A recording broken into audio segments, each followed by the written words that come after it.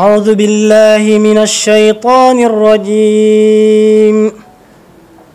يا أيها الذين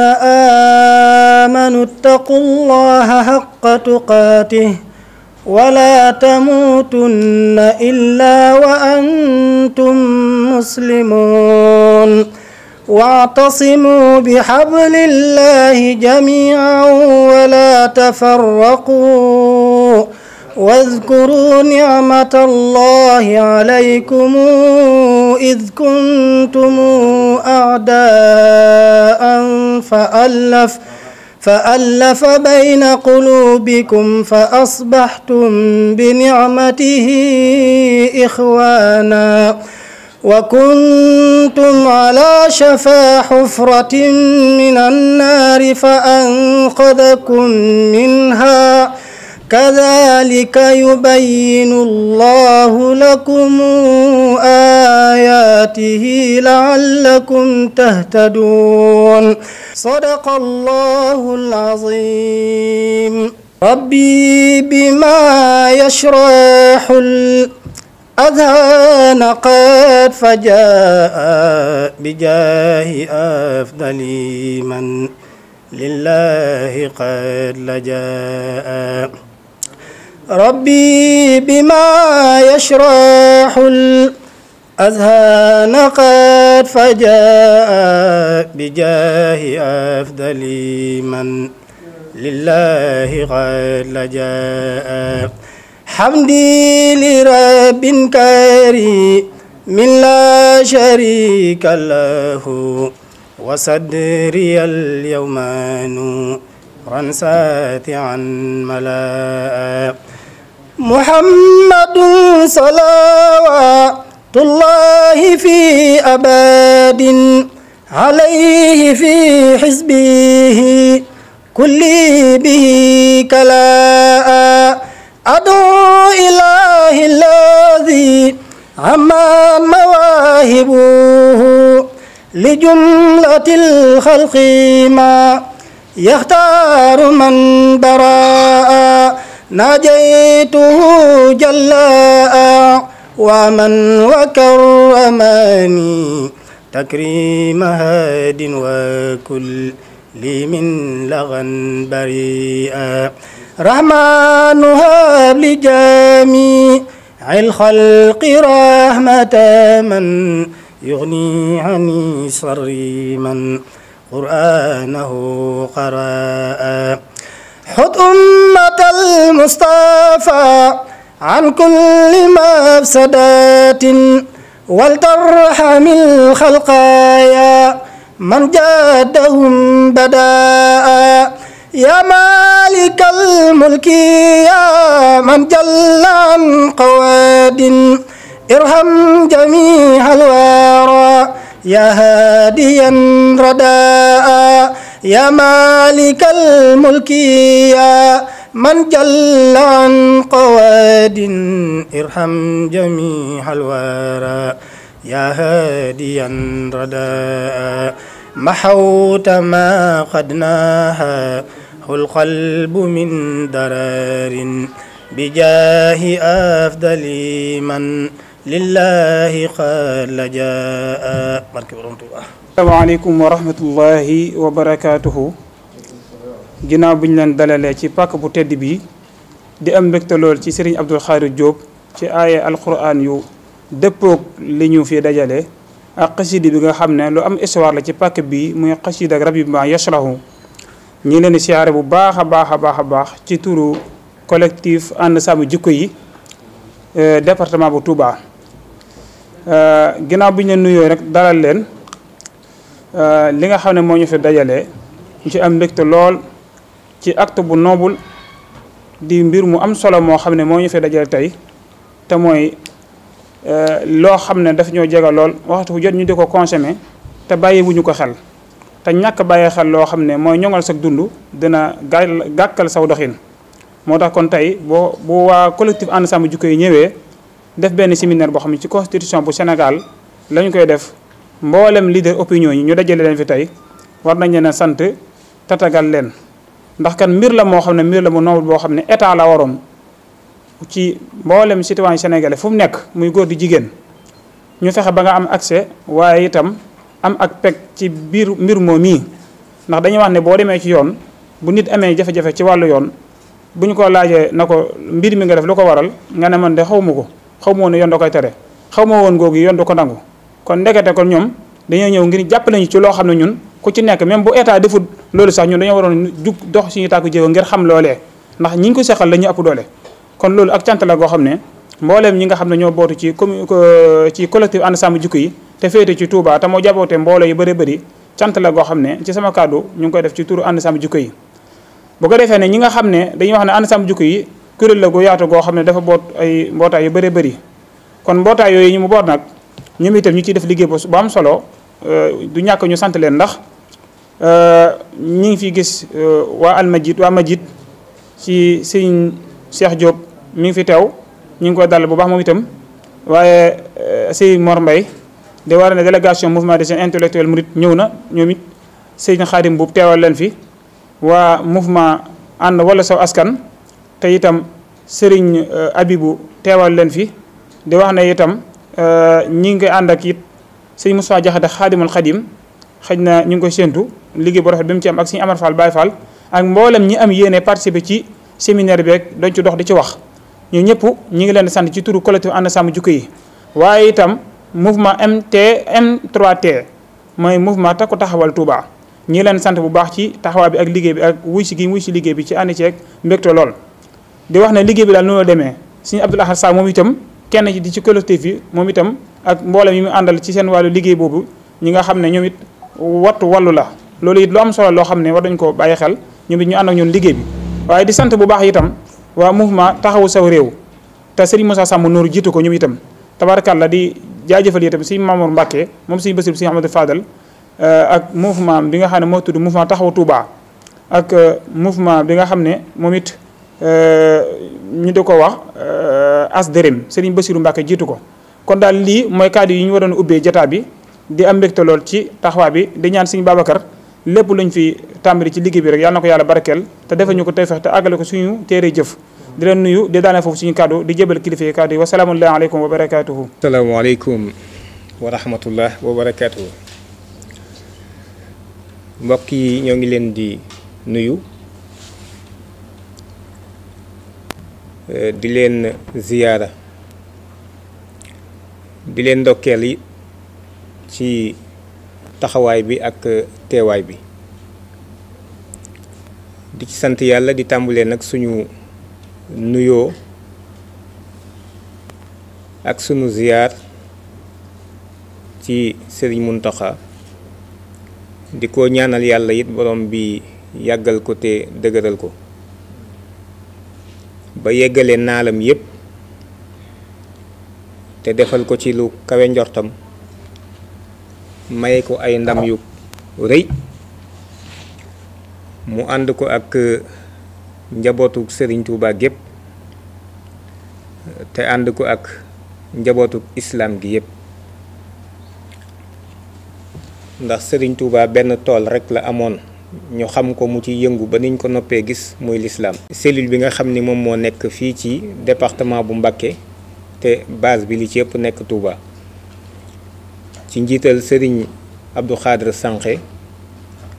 ak mbooleem ñi nga xam ni ñëpp mi ngi ànd ak ñoom ci liggéey bi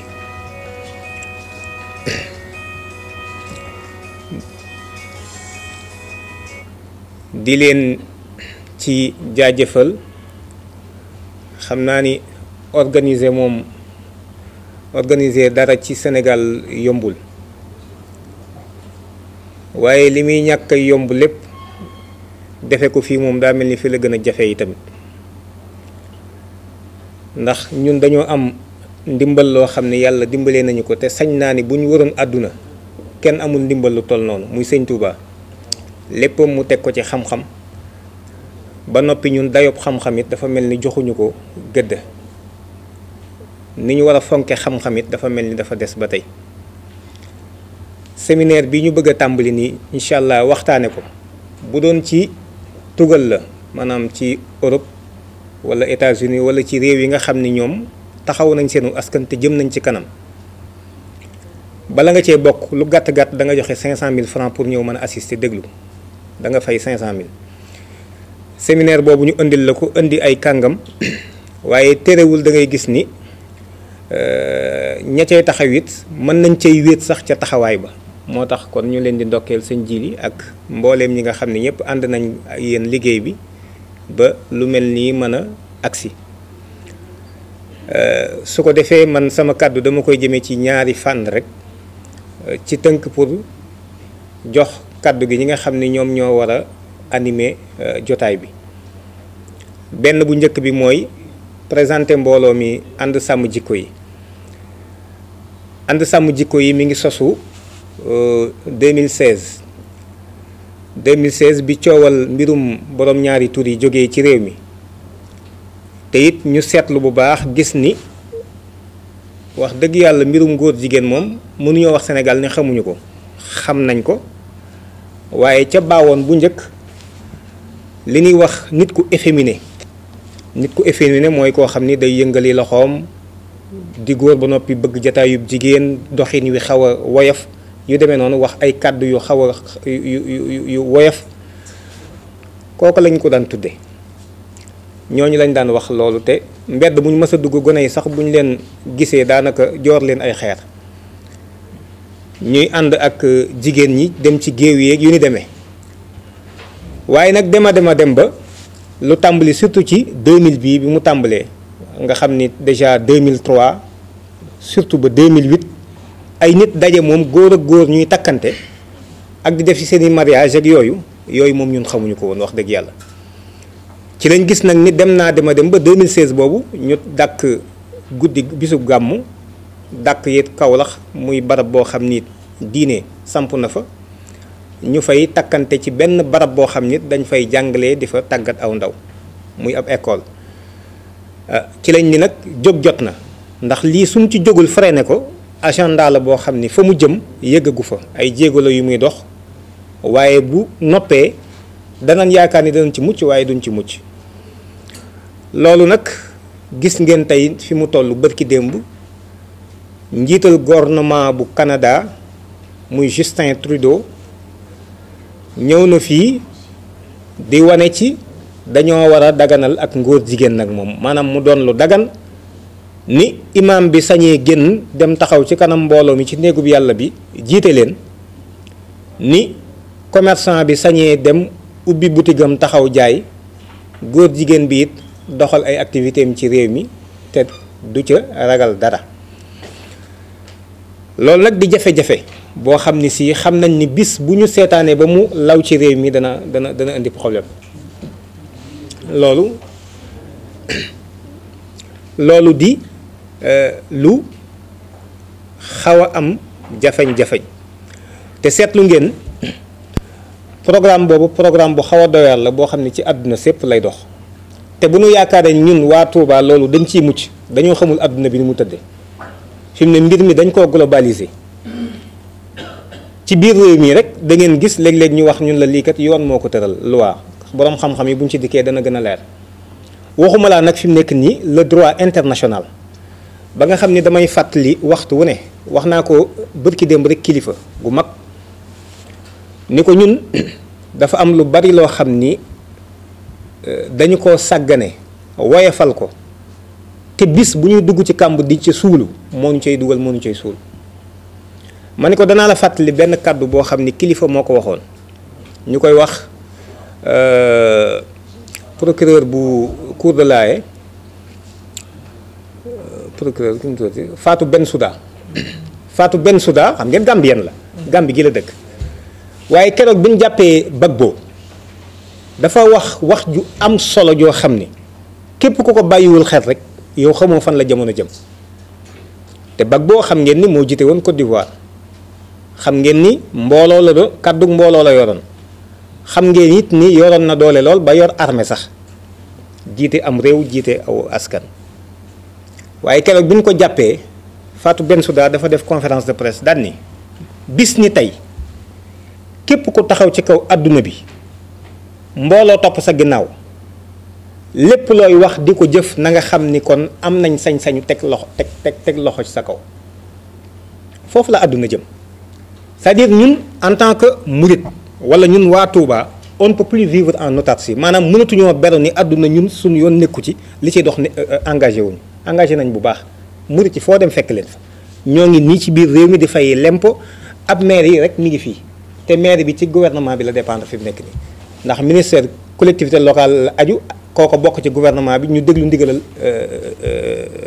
ndigalal président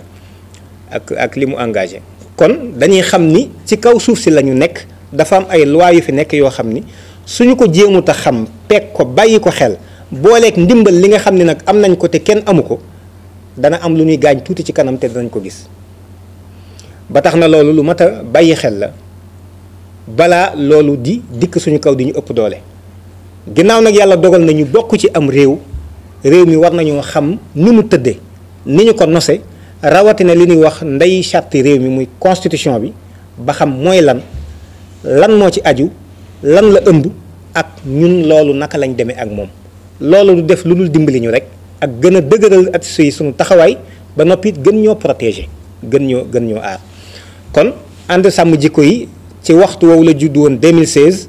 taxaw ci di xeex mbirum ñaari tur yi at ma ca topp ñu gis ay site yoo xam ni dañ ciy dugal ay nit ñuy sëy te li ci yéeme mooy loolu mën naa bañ a jaaxal kenn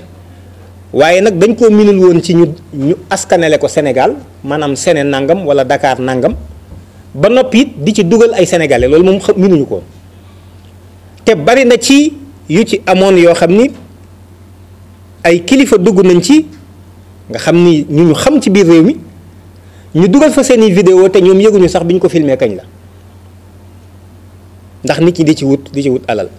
maa ngi koy nettali keroog fi mu ne wutum alal ji daa toll foo xam ni metti na lool tar na lool ba nga xam ni xam naa suñu maa wax ni waaye ñi ko def muy yàlla ji gën a rëy ci yàlla yi moom bari nañ ci réew mi xaalis dafa am jamono yële ci ginnaaw tàkkusaan tuuti jëm timis Medina coow li jóg nit ñi ñu ni lu xew bi ñu dawee dem ci armeel yi Soumbédioune yi ñu fekk fa ñaari góor yu tëdd ci ab bàmmeel di fa sëy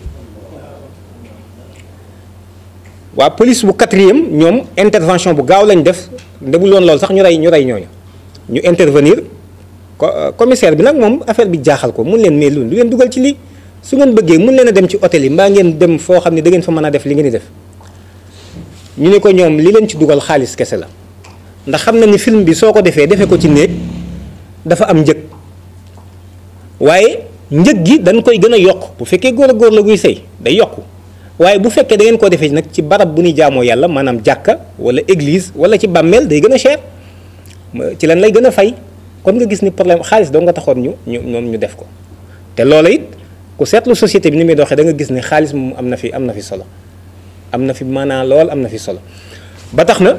ñu ni kon loolu it ñu jóg taxaw ci waxuñu ni sénégalais yi ñoo gën ci àdduna ñun waxuñu loolu waaye xam na ni sénégalais donte day def lu dul noonu it dañu ko nëbb dañoo bëgg sutura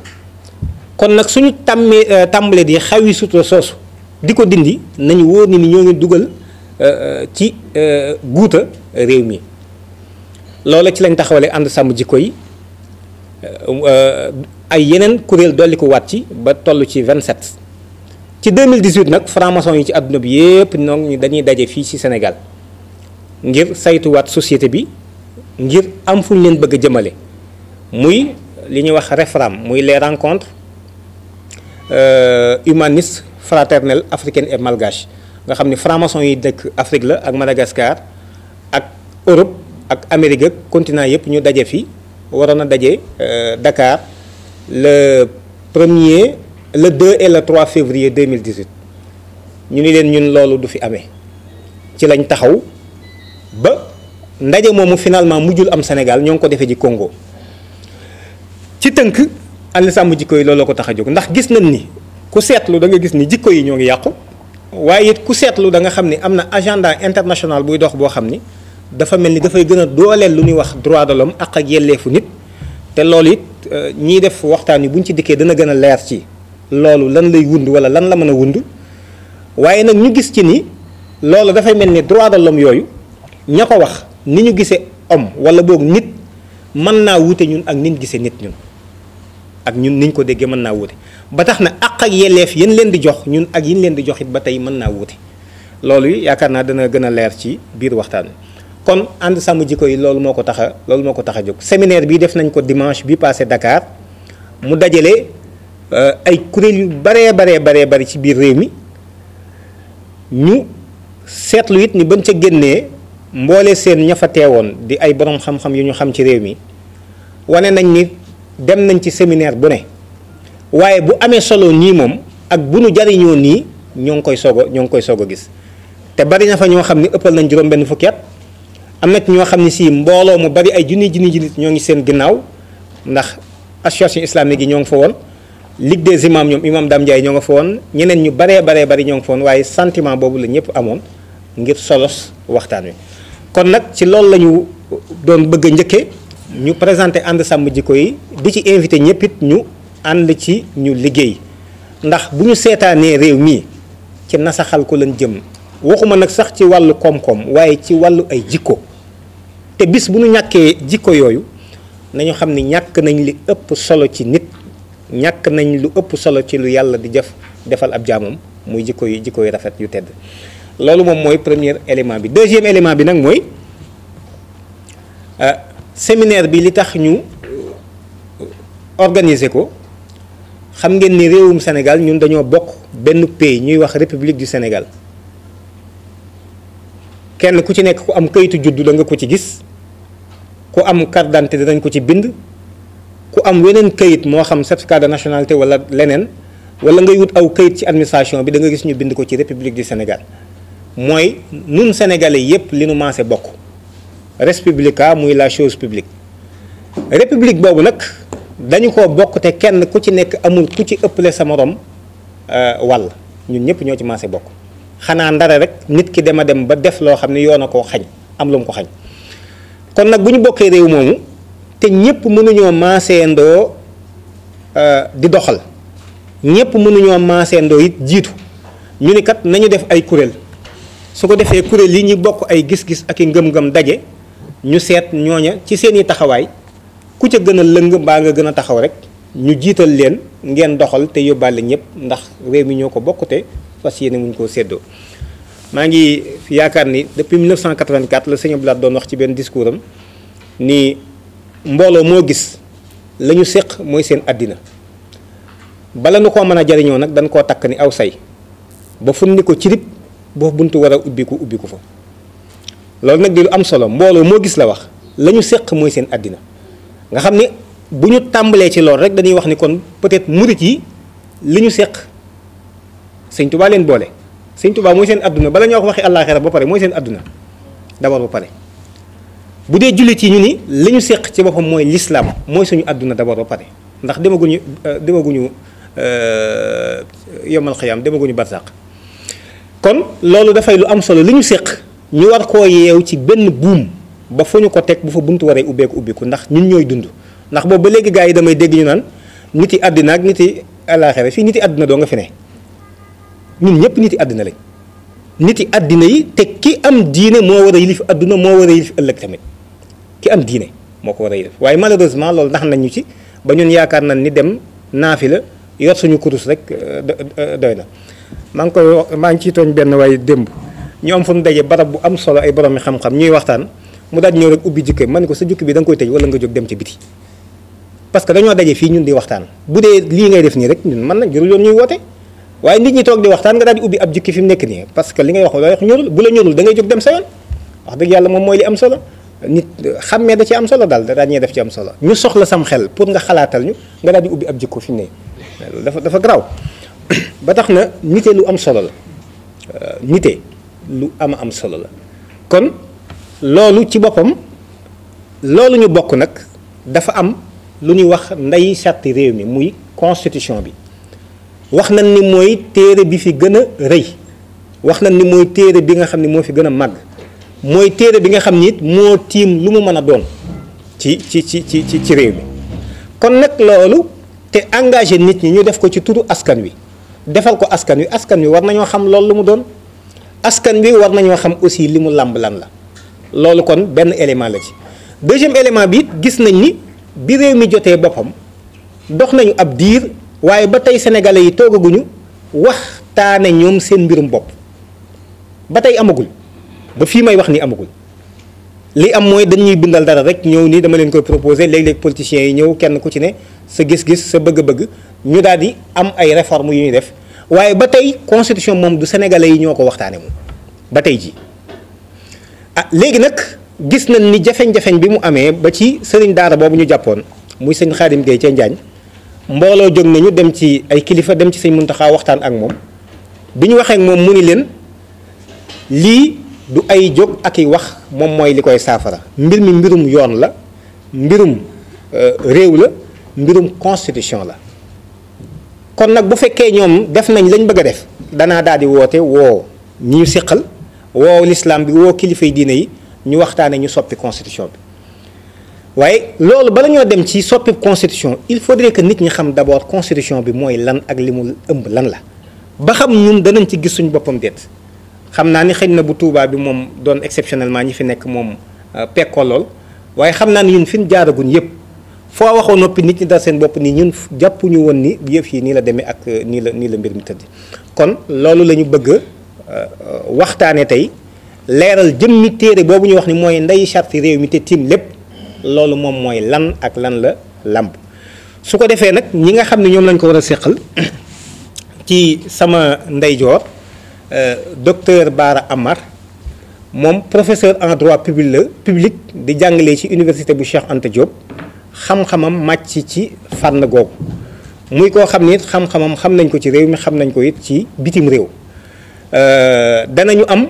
benn pàcc moom mooy njëkk a jël kàddu dana am 1 heure de temps pour def exposé ci benn pàcc bi nga xam ne si moom la ciy jël beneen pàcc bi ci des donc maître Bokar Arfan Ndaw moom moo nekk ni sama càmmoñ moom mi ngi doon avocat la di koo xam ni it ku jàmbaare la maa ngi koy tooñ keroog nee naa ko moom moo njëkk a doon le plus jeune avocat ci baro bi di jàngale it bu demee gars yi yaakaar ni élève buy jàng si la te moo leen war a jàngal donc ñaar ñooñu lañ ko war a seqal ñuy suñu mbokki taalibe aussi lii ñuy def it dañ koy def dañuy takk seen ndigg di jàng xasida di yooyu yëpp dañ koy def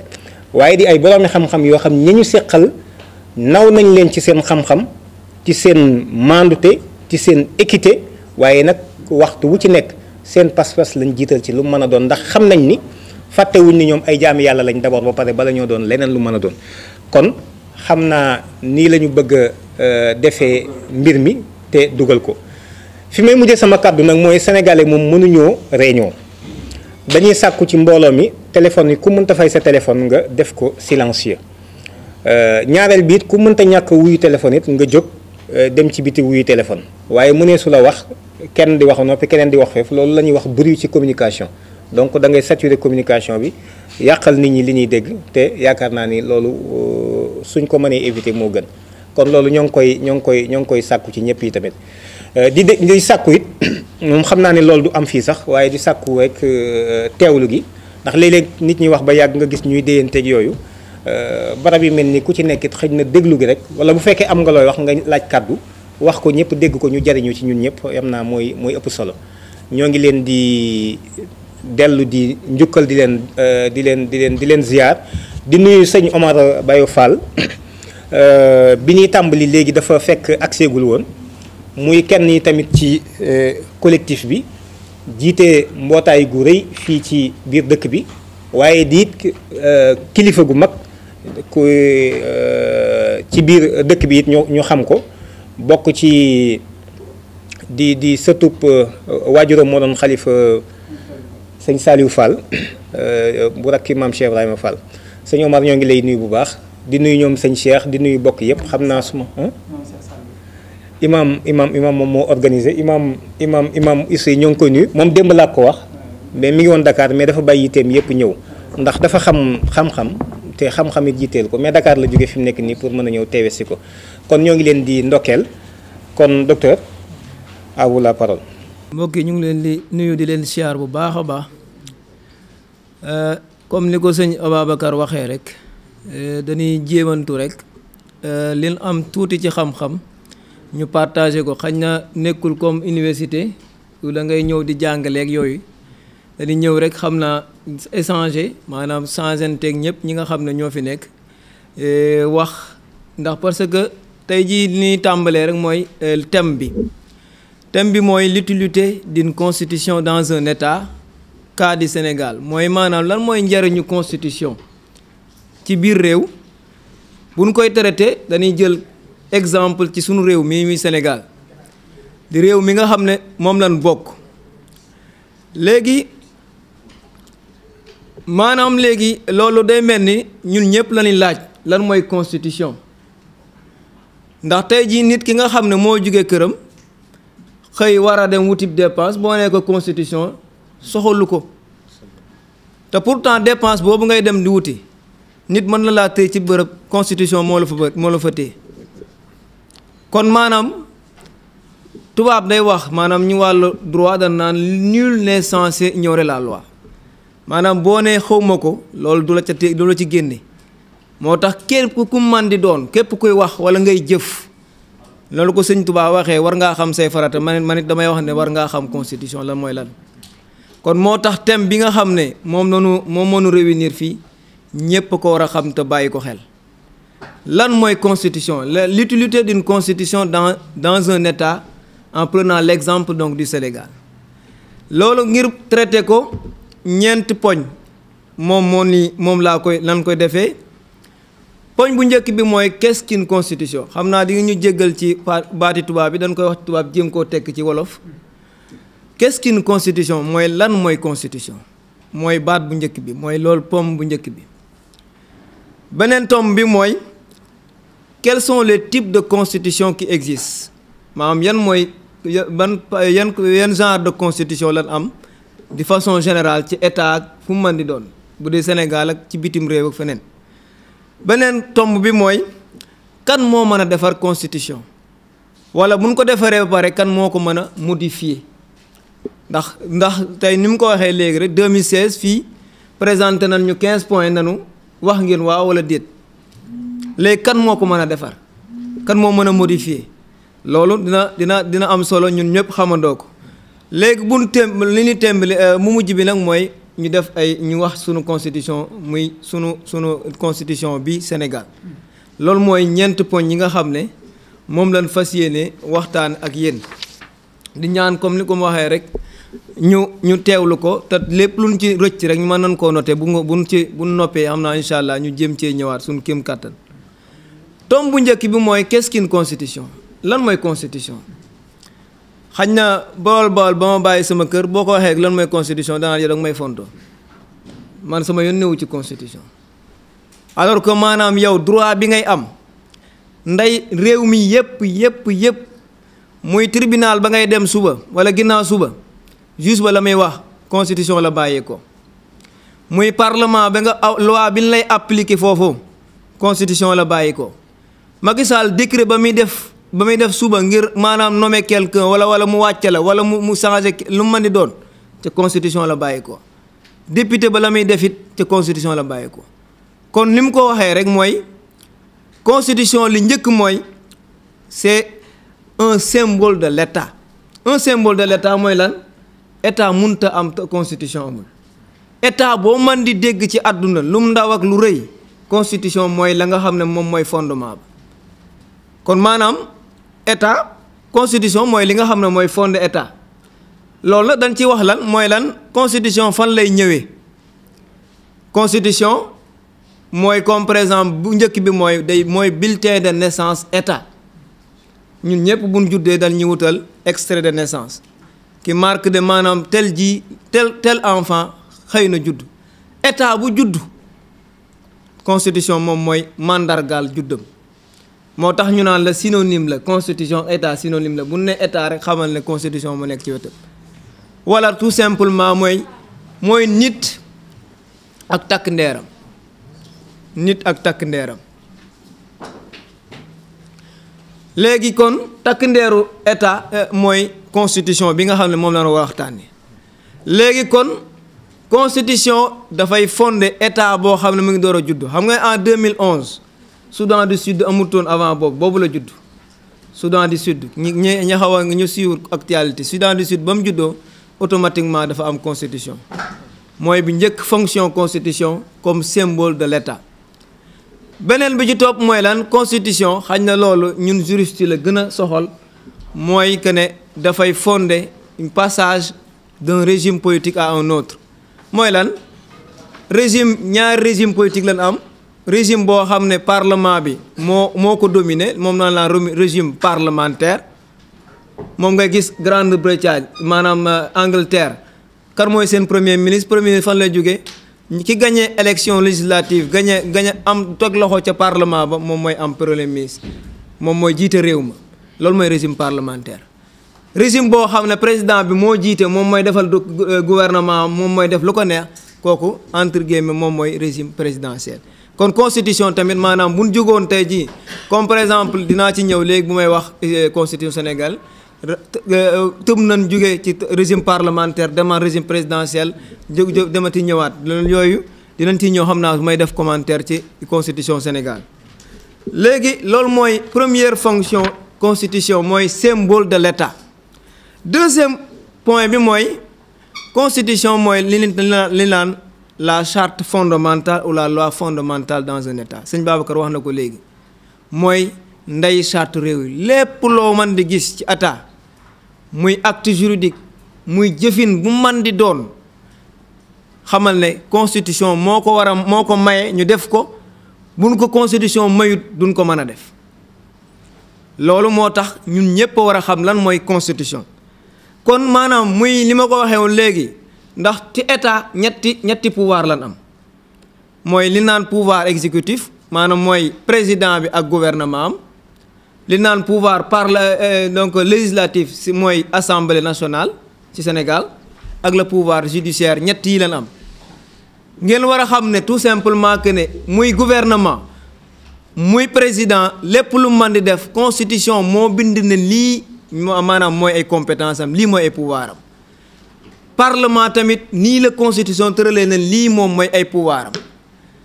juge bi tamit lii la constitution tëral na lii mooy pouvoir am kon ñu xam ne constitution même doonte du ñu jox dépense mën nañoo tëj foo xam ne mën nañoo dëj foo xam ne maanaam moom moo nu fay dëj kon ñu war koo xamee noonu. beneen bi mooy constitution ñun citoyen li ñu gën a kii ci ñor ci constitution mooy constitution ndeke moom moo ñuy jox suñuy droit ak suñuy liberté. tey jii maanaam man naa ñëw ne am naa droit si sàngam dan naan la ku la ko jox est-ce que yow yaa koy jox sa bopp am déet ndeke yow joxoo ko sa bopp maanaam constitution ci lañ koy bind ci li mooy dinañ ci ñëw ci poñ yooyu tey jii par exemple nanu yàlla jéggal mooy homosexuel bu fi am tey jii droit constitution moo la koy jox kon maanaam bu ñëw xam ne rek ne mooy bu ñu xësee ba modifier suñ constitution bi reconnaître homosexuels yi mënatuñ ci dara mun doon xaañi xeerit tamit dinañ am seen droit bi te juge bi da koy protéger ndax le juge ne dira que le droit juge bu waxee lu du droit maanaam doonatul juge mu ngay génn ci dem feneen moo tax maanaam lépp loo man di def te yow teniroo en compte li naan données juridique bi tey ji mën naa xëy suba teel ñëw baare route bi lu ma ko may est-ce que am naa du yoon bi tey su ma jàppee léegi ca kaso ba laa jëm ndax parce que yoon daf koy tere loo man di kaas laa wax nag loo man di kaas donte danoo saaga sunub sëriñ loolu tamit yoon da koy tere kon maanaam ñu war a xam ne la constitution est l'instrument par lequel il est consacré les droits et les libertés fondamentales mais également les devoirs des citoyens loolu mooy dinañ ci ñëw mooy titre 2 mooy ñaareelu titre bi suñ constitution réew dañ koo xaaj ci ay titres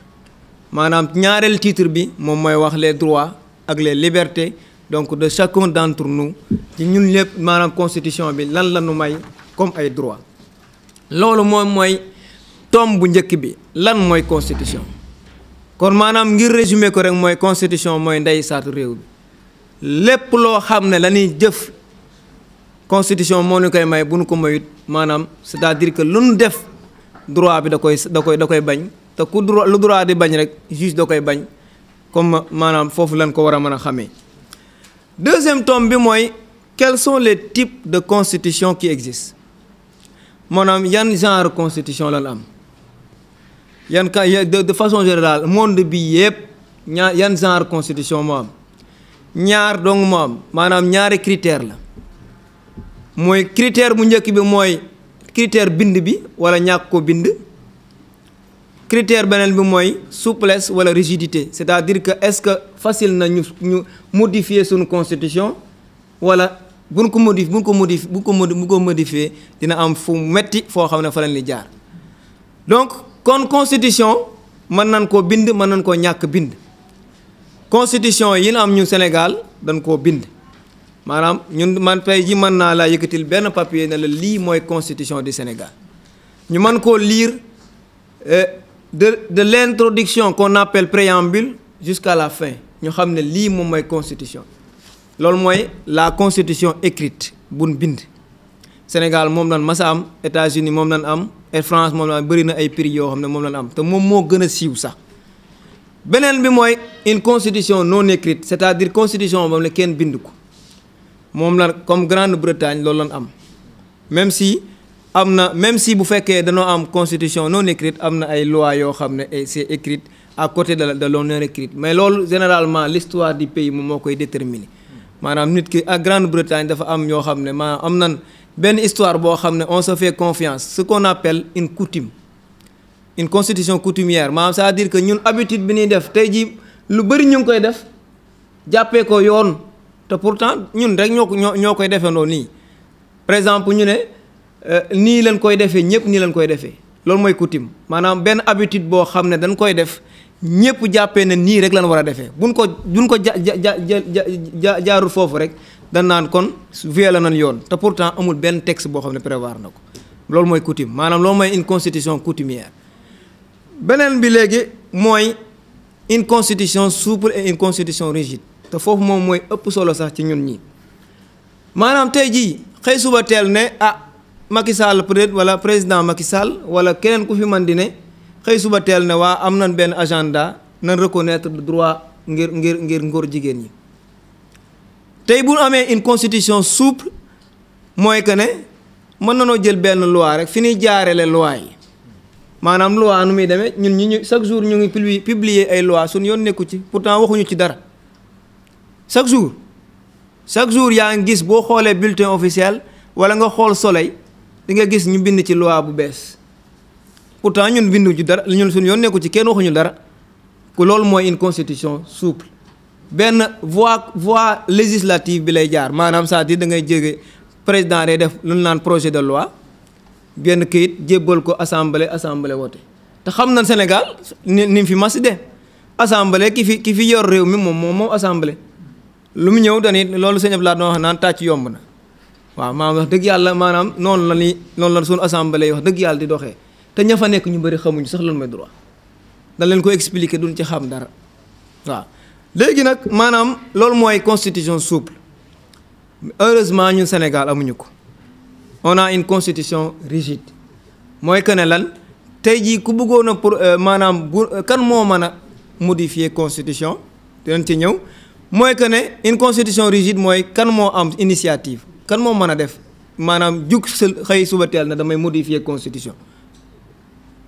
loolu maanaam président la ak dañ koy limiter le président ak député du benn député ay mbooloo député lay doon maanaam 1/10 donc des députés bu ñu taxawee ne man na bëgg nañoo modifier constitution bi waaw l'initiative est permise léegi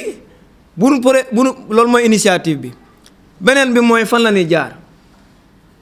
jaar lu ci ëpp voie bi nga xam ne moom lañ gën a fréquenté mooy référendum moom lañ amoon 2016 danoo defoon maanaam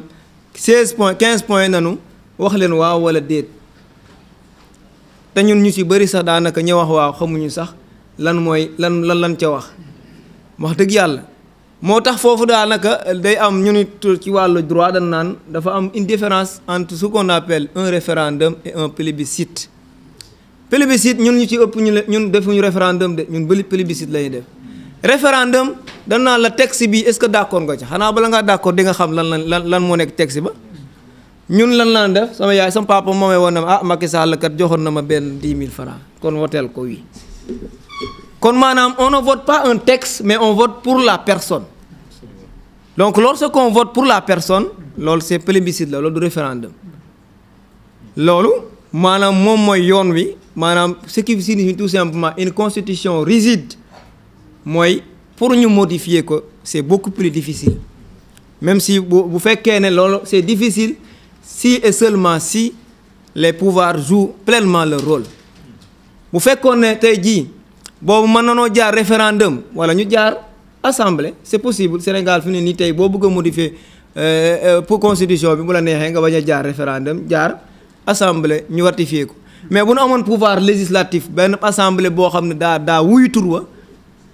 bu boobaa du yomb noonu mu génn ndax parce que lu doonul intérêt Sénégal ndax loolu la lay wax député du peuple donc ce n'est pas des députés du président de comme ni ko gars yi di waxee malheureusement da nga koy gis sax bi assemblée ñu ne ñun ay député président lan muy lu ñaaw loo xam ne normalement dans une république qui se respecte ku ne député président nga dañ laa war a dindi ci liste boobu mais Sénégal moom dañ koy bàyyi ndax parce que jàpp nañ ñun nin jàppee pouvoir moo woyof ñun jàpp nañ ne dañ naan boroom réew mi du boroom réew mi de ñun ñii ñooy boroom réew mi c'est le peuple qui est souverain ñun nag buñ ko xamul nag dañ naan kon ki fi nekk rek mooy boroom réew mi li ko neex def du noonu de du noonu maanaam c'est-à-dire que loolu mooy une constitution rigide si tous les pouvoirs fonctionnent donc rigidité bi du am benn maanaam c'est-à-dire que loolu day doon li protéger donc le peuple léegi la question troisième point bi mooy qui peut faire une constitution ou en modifier des dispositions léegi xam na lan mooy constitution xam na lan mooy yan genre constitution moo am ci monde bi léegi constitution kan moo ko mën a defar tey dama doon wax ko rek la dimanche passé ne sëñ Muntaxa li muy baax leen koy respecté mënut a defar constitution ki ko mën a defar mooy ki nga xam ne moom lan peuple bi ne moom lan la jox pouvoir boobu la ñuy tudd le pouvoir constituant ku ko amul mënoo def constitution mënoo modifier tamit donc ces dispositions donc pour faire une constitution comme ni ma ko waxoon léegi rek mooy président de la République lañ ko reconnaître et un nombre de députés donc c'est ce qu'on appelle le pouvoir constituant originaire ak ki nga xam ne moom moo defar constitution bi maanaam tey état Senghor ban amee indépendance en 1960 dañoo defar constitution bu bees Senghor était le constituant originaire mooy fondement pour faire simple tey ñu ngi ci bâtiment fondement bi ci suuf kenn gisu ko moom mooy originaire le constituant originaire mooy ki nga xam ne mooy defar constitution bi amaana mën nañu defar fondement bi mën naa la ne maçon bi defal ma fondement rek léegi fondement bu amul munoo teg ay étage boo bëggee teg étage rek ça veut dire que am na fondement léegi loolu mooy ki nga xam ne mooy teg fondement bi moom mooy day defar constitution bu yees lay defar léegi boo modifier loolu mooy le constituant dérivé moom lañ am en 2016 bi Macky Sall di modifier la constitution boobu amutoon constitution bees de danoo xool constitution bi fi Abdoulaye Wade bàyyi woon en 2001 ñu modifier quelques dispositions lañ modifier joxuñu ko référendum pour ñu adopter ko li ñu adopté woon du constitution c'est une loi constitutionnelle différence la am na différence maanaam loi constitutionnelle day ñëw pour modifier la constitution léegi loolu moom ñaari constitution yooyu maanaam loolu ñoo mën a defar doo defar constitution kon maanaam léegi est-ce que peuple bi kon lan mooy sunu wàll ñun te est-ce que maanaam Macky Sall mën na xëy suba teel daal di joxe benn projet de loi constitutionnelle ne modifier leen constitution bi reconnaître des droits nouveaux à d'autres personnes donc et yi nga xam ne ñun ñëpp tey moom lañ am ak liberté yi nga xam ne moom lañ ñu reconnaître loolu li tax ñu ci wax mooy lan tey jii li ñuy xeex lu bari mu jóge ci bitim réew ñooñu noonu yooyu ñoom données juridiques bi dañ koy tenir en compte saa suñu ñëwee ci dëkk bi dañuy xool lan mooy constitution d'abord lan la constitution may ak fan la dese bu ñuy xeex xam ne fii la ne war a xeexee ñun nag dañ leen a bëgg a xeexal danoo bëgg a xeex ak ñoom te xamuñu sax far lan constitution may ak lu mu mayut te loolu maanaam yow maître dina ci ñëw mooy li droit xam mooy lan tout ce qui n'est pas interdit est permis. tey jii bu newoon tey jii la ñuy tere lii dindi waxuñu de façon claire ne dañuy tere lii mën nga koo def loi du la mas a daan loi li muy daan mooy ñu ne di dañ koy tere nga def ko loolu maître dina ci ñëw. léegi ak titre 9 loolu moo ñuy génne ci suñu réew nag yóbbuñu ci bitim réew mooy les relations internationales titre 9 mooy wax li ci les traités internationaux pourtant kan moo mën a signé ko traité international traité international mooy président de la république sunu premier ministre non affaires étrangères sunu ambassadeurs yi wala képp koo xam ne état nee na mën nga dem signéel ma sama code sama tur. léegi tey jii traité boobu ñu dem signé ko bitim réew ñëw ba xam na ne buñ ko ratifié li naan ratification moo ëpp doole loi bi juge bi appliqué moo ëpp doole la ñuy signé bitim réew di ko indi fii ci réew mi moo ëpp doole loi bi nga xam ne moom la suñuy député yi nga xam ne lan def